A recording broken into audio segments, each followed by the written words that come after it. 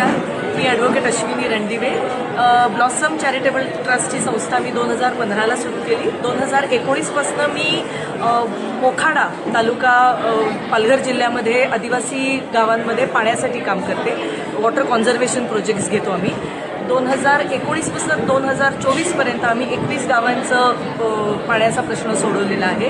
या भागात मुख्यतः मार्चपासून जूनपर्यंत दुष्काळी काळ म्हटला जातो, कारण विहिरी पूर्ण आटून जातात, पाणी मिळत नाही लोकांना.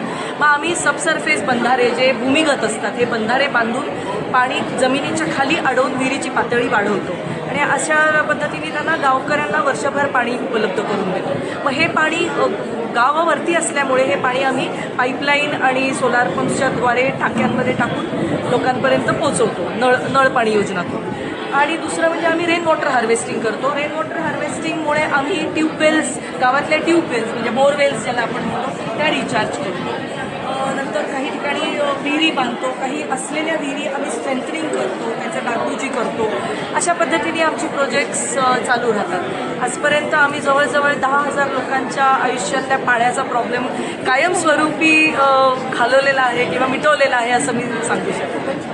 धन्यवाद.